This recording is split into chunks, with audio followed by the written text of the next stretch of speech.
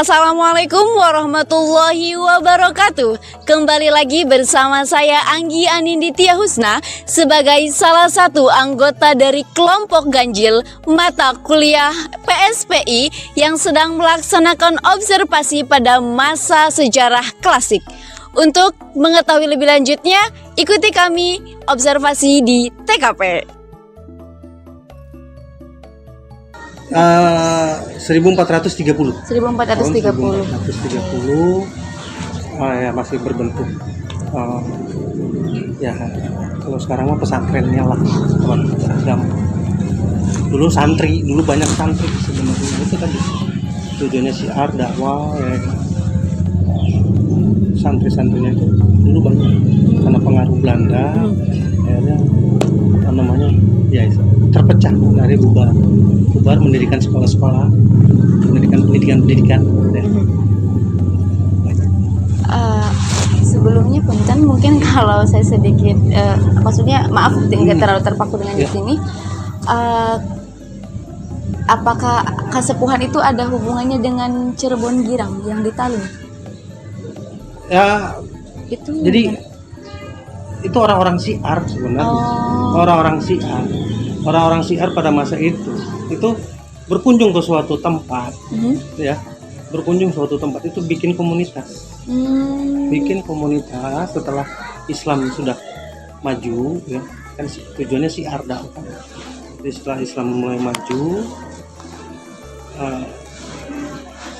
si pembuka awal itu menyerahkan kepada istilahnya orang sekitar itunya gitu ya, orang wilayah itu, masyarakat sekitar yang mumpuni ya, ilmunya sudah mumpuni ya. Semua itu berdasarkan ilmu ya. Seorang pemimpin itu berdasarkan ilmu pada dasarnya, bukan pemilihan umum ya. Berdasarkan ilmu. Jadi diserahkan. Orang-orang syiar, orang-orang dakwah itu tidak berdiam diri, bukan kayak sekarang. Dia lebih mengembara ya, membuka ini lagi, membuka babat alas lah disebutnya.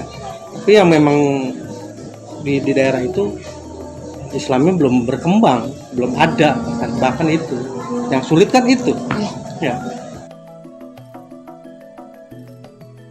Gitu. Mungkin entah benar atau tidak dalam hal ini, tapi ada yang mengartikan bahwa patilasan itu bukan berarti makam dari si pembuka itu awal, enggak gitu ya. Jadi patilasan itu tempat berkunjung, tempat tempat dakwahnya, tempat syiarnya. Tilas, kita harus tahu dulu nih makna patilasan, tilas ya, bekas. Bukan berarti kuburannya di situ. bukan berarti dimakamkan di sana gitu. Orang salah persepsi. Maaf, saya nggak berani menyalahkan. Cara pemahamannya semua berbeda. Ada menganggap patilasan itu memang kebanyakan patilasan itu ada kuburan. Iya, betul. Tapi bukan berarti si pembuka awal ya, si pendakwah awal istilahnya itu dimakamin di situ. Kalau hubungannya Pangeran Cakrabuana itu kan raja. Makam raja-raja itu adanya di daerah Gunung Jati. Nah, desa Gunung Jati. Betul. Disebutnya desa Gunung Jati. Nama ininya Astana Gunung Jati atau Gunung Sembung. Kalau untuk makam-makam ini juga salah persepsi nih. Bukan salah sih. Saya nggak berani bilang salah ya. Karena saya bukan siapa. Jadi salah pemahamannya masih ini berbeda. Baik. Ada Astana Gunung Sembung, ada Astana Gunung Jati. Nah, yang orang terkenalnya dengan Gunung Jatinya. Iya, betul. Tapi sebenarnya itu Gunung Sembung. Astana Gunung Sembung itu khusus makam raja-raja.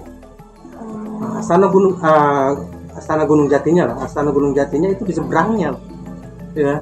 Yang Zatul yang Sidatul Kahfi Iya. itu. Nah, Oh, itu saya Gunung Jati. Iya. Oke. Sana Gunung Jati. Ya. Makam umum. Ya. Wah, jadi ya itu tadi kita ini lagi cari tahu dulu petilasan itu apa sih, makna arti dari petilasan. Itu yang kadang-kadang orang salah, bukan salah, pemahamannya berbeda. Iya, Ya, betul. nggak saya tidak menyalahkan. Memang akhirnya ini perlu dibahas lagi nih, petilasan itu. Oh iya, betul, Pak. Bahasa petilasan itu. Memang petilasan itu untuk sekarang, untuk saat ini itu banyak makam gitu. Iya. Banyak makam gitu. Ya. Jadi kalau itu mah, kalau terkenalnya kalau di Cirebon mah makam-makam keramat. Iya. Buyut-buyut si anu gitu kan. Betul. Ya. Jadi bukan berarti itu makamnya dari Pangeran Cakrabuana. Ya. Kalau Anda bertanya tentang apa tadi Makam Pangeran Cakrabuana yang baku sangkan itu. Iya, baku sangkan. Nah, itu cuma patilasan. Patilasan itu ya kalau itu menapak tilas, jejak. Bahwa beliau tuh Jejak memang dakwah. dahulunya Iya. di sana. Dialah yang Memiliki- babat alas. Babat alas tentang syiar Islam. Islam. Islam besar, dia berpindah lagi gitu. Itu diberikan pada masyarakat setempat yang wakilnya lah, memang mumpuni ilmu di situ. Cuman orang ya itu persepsinya, pemahamannya kurang gitu, bahasa dari bahasa itu. Jadi ya nggak ada masalah sih. Kita juga nggak berhak juga ya menyalahkan. Tidak, Jangan sekali-sekali menyalahkan ya. Islam itu tidak berselisih. Iya, betul, Pak. Ya, udah jelas kok di kitab suci. Iya. Quran. Islam tidak berselisih. Jadi kalau berselisih bukan Islam. di museumnya ya. Oh iya. Kalau mau lihat ininya sih ke museum ya selanjutnya. Ya, nggak bisa masalah. Oke. Tapi memang mungkin semua hampir semuanya tersimpan di sini gitu kan. Pusakanya ada di museum semua. Oke. Mulai dari Pajajaran, mulai dari terus ke Pangeran Cakrabuana, Gunung Jati, di masa-masanya pusaka-pusakanya sampai ke Cirebon Akhir. Cirebon Akhir itu ada ini kan terpecah ya. Ya.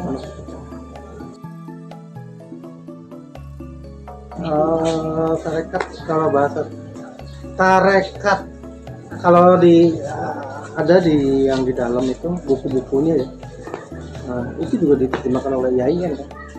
Nah, iya, yang kata Pak Bintang. Oh Ya. iya.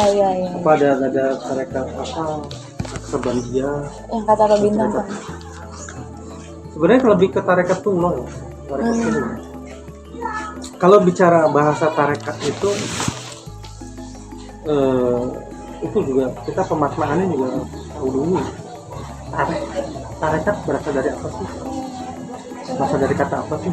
Kita harus dibedah itu dulu. Tarek itu ajaran. Bukan. Tarek itu apa? Sejarah. Yang Anda maksud pasti ini ajaran. Iya. Jadi bukan ajaran tarekat itu. Sejarah. Tarekatnya tarekat tunggu, sejarah. Ya tentang Allah gitu. Ajaran para wali. Sebenarnya kadang ya itulah masih harus dibedah dulu pemaknaan sebenarnya, pemaknaan bahasa itu. Kita harus belajar bahasa dulu sebenarnya. Dalam Arab pun, bahasa Arab itu berbeda-beda. Kalau kitanya cuma maknanya cuma segitu, berbeda lagi maknanya. Jadi harus dibedah. Tarekat itu berasal dari kata tarek gitu. Jadi semua sih ajarannya ya tetap ajaran Gusti Allah, ajaran Al-Quran, berpatokan dari Al-Quran. Ya mengikuti sejarah-sejarah para nabi gitu, nabi rasul gitu. Untuk tarekatnya gimana, tarekat itu dibawa oleh masing-masing si ininya gitu loh, apa ya, kayak imam besarnya gitu. Kayak yang dipercaya sama masyarakat itu kan 4 imam itu kan, Iya. ya. Hanafi, Hambali, ya kan, Maliki. Tinggal di daerah itu lebihnya kemana? Kalau Indonesia kan lebih ke Syafi'i. ya kan. Jadi lebih apa sih, nggak terlalu keras ya sifatnya. Betul. Kalau untuk para wali itu memang tidak keras, lebih lembut. Makanya budaya, adat, tradisi itu masih dipegang.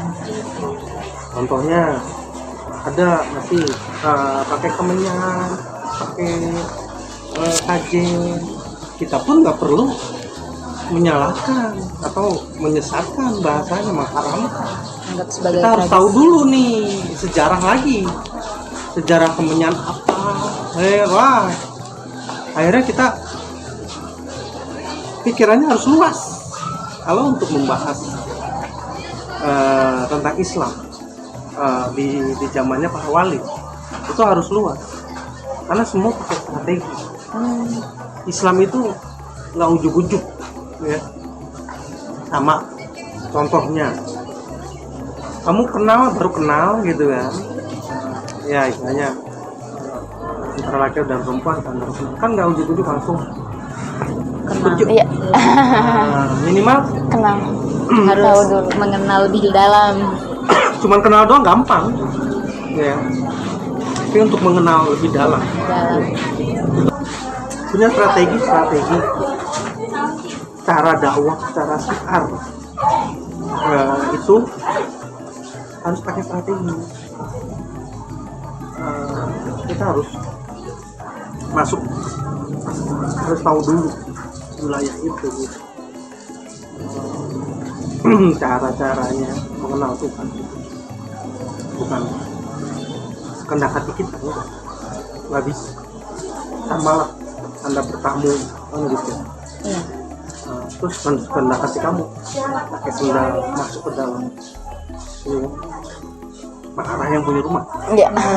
Contoh kecil aja ya, sendal bisa masuk ke dalam, tapi karena kebiasaan kamu seperti itu pakai sendal dalam ya, kamu biasa aja ya, tapi kan Yang punya rumah. yang punya rumah sama satu wilayah itu yang anggap aja rumah orang lain. Kita bertamu, orang tamu itu harus ini ya, tahu dulu arti apa wilayah itu seperti apa karakternya. Harus tahu karakter dulu, karakteristik budaya daerah setempat. Jadi orang siar tuh nggak langsung ini.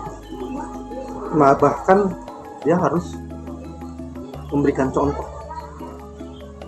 Nah, ini ada dua sejarah. Bukan sejarah itu selalu berbeda ya, tergantung kepentingan. Versi sejarah itu berbeda. Ada ya yang menganggap ada perang di zamannya Pak Wali. Sebenarnya bukan sebenarnya, saya pun nggak ini ya.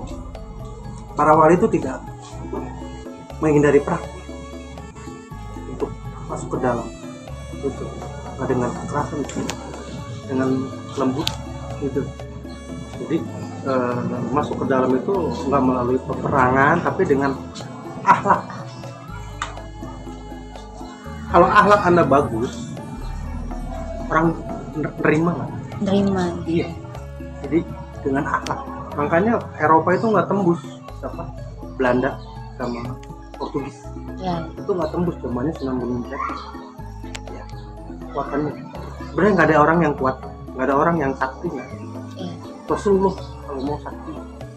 Kenapa? Tertancap, giginya tanggal. Tapi akhlaknya, ya. Makanya belajar dari Rasul sering terjadi peperangan, gitu ya. Perang akhirnya negara Arab nggak ada yang damai sampai saat ini. Saat ini. Anda lebih condong kemana? Nusantara, ya. Itu. Kalau Arab lebih pas. Ya bahas saja itu tadi Islam Nusantara ini, ya kan. Nggak ada masalah. keyakinan kan Anda yang tahu dengan Tuhan. Jadi semua pakai strategi. Tarekat itu ya itu tadi, belajar sejarah dulu. Tarekat itu kan sejarah, mempelajari sejarahnya dulu gitu. Bahkan harus mempelajari sejarah wilayah itu dulu gitu. Jadi tarekat mah bukan ajaran ya, ajaran mah ajaran Ibrahim, ajaran Muhammad. Iya, Muhammad. Ajaran itu sebenarnya personnya. Iya. Anda berimam ke siapa? Ya. Imam itu harus hidup kan? Iya. Jadi Anda harus berimam ke siapa? Makanya harus ada guru. Segala sesuatu ada guru. Dia tanggung jawabannya sama si guru. Iya. Nah, itu. Jadi tarekat itu ya tarekat dulu. Tarekat itu mengikuti sejarah para nabi rasul gitu aja sih, bukan suatu ajaran. Ya kalau menanyakan tarekatnya kemana gitu ya, apa yang dipakai tarekatnya nggak tahu nama tarekatnya apa. Kalau untuk kayaknya sih ya mengikuti kitab lah sebenarnya gitu. Bukan tarekat itu harus ini dulu kayak tarekat Naksabandia, karena yang membawa namanya Naksabandia. Iya. Itu tarekat apalagi itu Qadariyah yang bawa namanya Qadariyah. Karena dia guru besar, akhirnya dikenali dengan tarekat si guru itu, karena untuk menghormati si guru ya kan. Iya. Jadi tarekat itu bukan suatu ini ya, kita harus memahami dulu bahasa. Mungkin itu ya. Tinggal pemahamannya bagaimana.